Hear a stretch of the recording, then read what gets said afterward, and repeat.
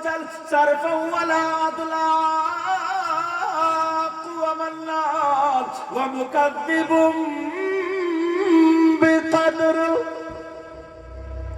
عبارت اس لیے پڑھ رہا ہوں تو یہ نہ کہتے کہ اپنی طرف سے کہہ کے چلے گا، بات پکی کر کے چلوں گا نا. اگر کسی مولانا کی بتاؤں تو کہتا میں اس مولانا کو نہیں مانوں گا، وہ کہیں گے میں انہیں نہیں مانوں گا، وہ کہیں میں کسی مولانا کی بات ہی نہیں کرتا. میں تو ڈائریکٹ نبی کی حدیث پڑھ رہا ہوں. اب کوئی کہہ کے دکھائے مائی کا لال کہ میں انہیں نہیں مانتا، اب کہے گا تو جہنم کا دروازہ کھلا ہوا ہی. میں بیچ کی بات ہی نہیں لے کے چل رہا ہوں.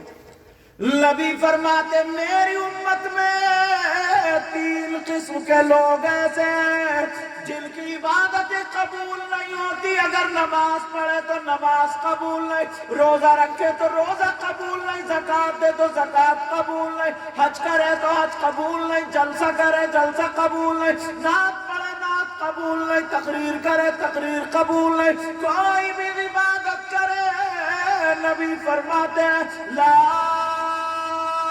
يقبل الله عز وجل صرفا ولا عدلا. اس کا نہ فرض قبول ہے اور نہ نفل قبول. کتنی قسم کے لوگ؟ بولو بولو. کھولوں کہیں ایسا نہ ہو یار ہم میں سے بھی کوئی ہو. اگر ہو تو آج توبہ کر کے جانا، مبارکباد دینا ان کمیٹی والوں کو اور ہمارے حضرت علامہ عبد القیوم صاحب، جبکہ یہ خود بہت اچھے مقرر ہیں، اللہ برکت فرمائے. کھولو کہیں یہ تو نہیں سوچ رہے ہمارے پارا والوں کی پول کھل رہی ہے آج. بھیا مجھے پتہ نہیں تمہارے کیا حال ہے، میں تو حدیث پڑھ رہا ہوں. اور اپنا ہی تو ہوتا ہے جو دوسرے کے کپڑے جھاڑتا ہے، اپنا ہی تو ہوتا ہے. اتنے پیارے انداز میں مسجد میں ملے گا، کھانا کھا رہے تھے، میں نے کہا یار سلیقہ ہوتا ہے، دل جیت لیتا ہے بندہ. نبی فرماتے 3 قسم کے لوگ. نمبر 1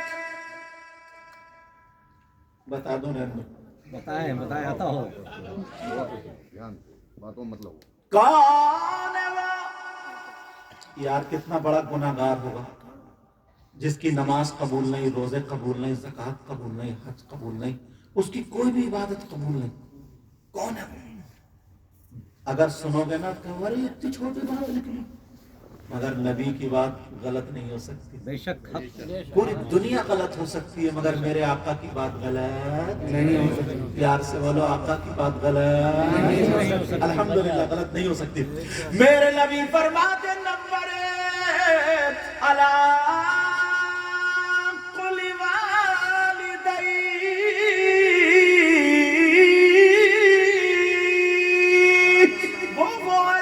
نمازیں قبول نہیں، روزے قبول نہیں، حج قبول نہیں، جلسہ قبول نہیں، چندہ قبول نہیں، اس کی کوئی بھی عبادت قابل قبول نہیں. نمبر 1 وہ ہے جو اپنی ماں اور باپ کا کہنا نہیں مانتا، جو اپنے ماں باپ کو ستاتا ہے، جو ماں باپ کو تکلیف دیتا ہے، جو ماں باپ کا نافرمان ہے. اب بتاؤ پیارو یہ تو ہمارے نبی کا فرمان ہے نا. اب مجھے پتہ نہیں آپ کا کیا حال ہے، آپ کو پتہ نہیں میرا کیا حال ہے، میں تو صرف حدیثیں لے کے آیا.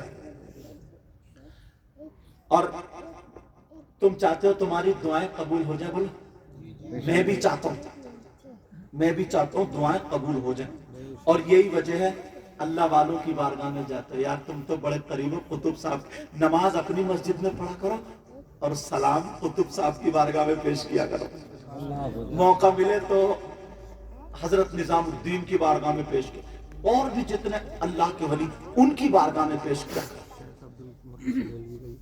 اور کتنے بڑے ارے سیدنا شیخ عبدالحق محدث دہلوی ان کی بارگاہ میں، اللہ والوں کی بارگاہ میں جایا کرو.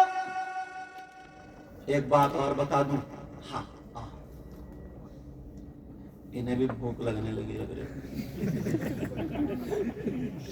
کوئی بات نہیں، بیچاروں کو انہیں کے نصیب میں ضرورت سے ہی جا رہے ہیں حضرت. وہ تو اللہ کا فضل ہے. مولویوں کی ضرورت پڑ رہی ہے، اگر ان لوگوں کو ضرورت پڑ گئی تو جلد ہی ختم ہے. اللہ برکت عطا فرمائے، ضرورت میں نہیں سب کے علم و عمل میں۔ میری بات سنو،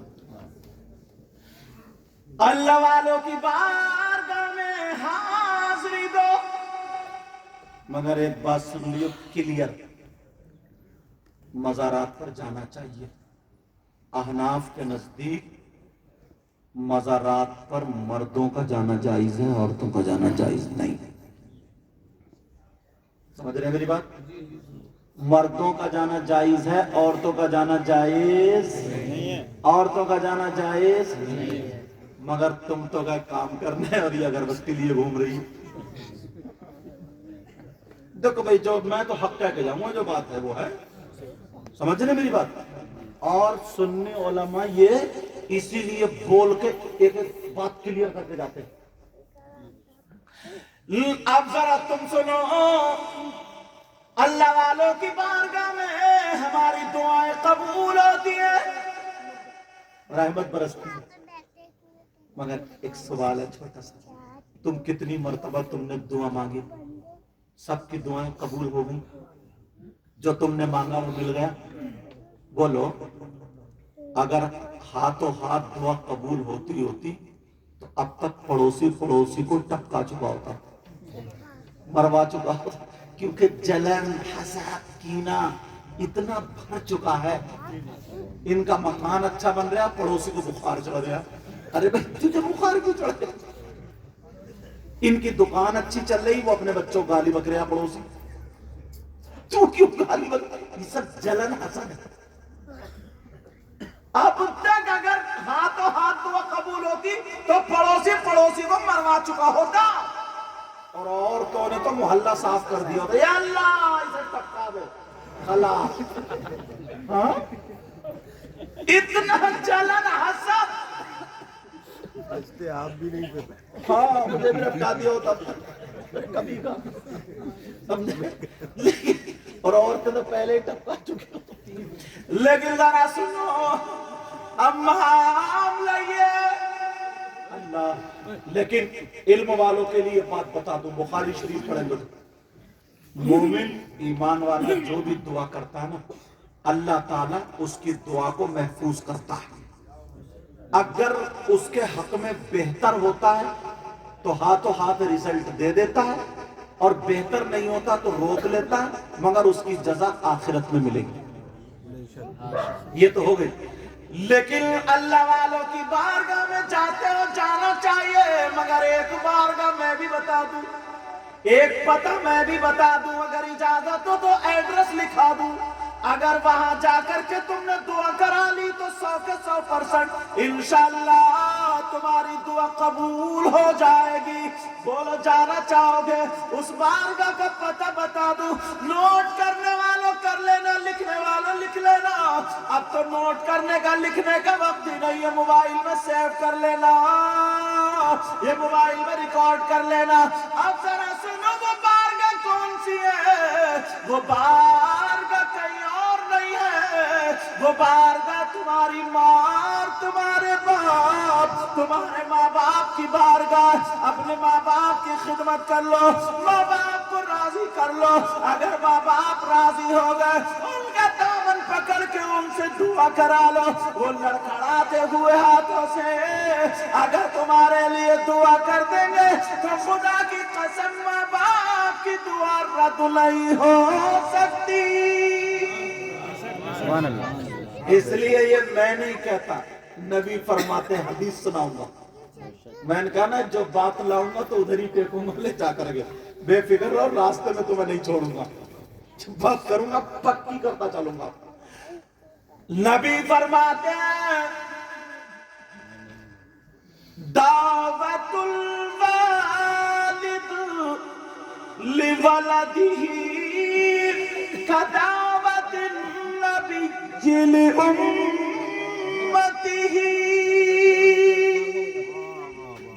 اور الفاظ بدل کے اس طرح بھی آیا حضرت، آقا فرماتے ہیں، دعاء الوالدین الاولادہما کدعاء النبی عن امتہ۔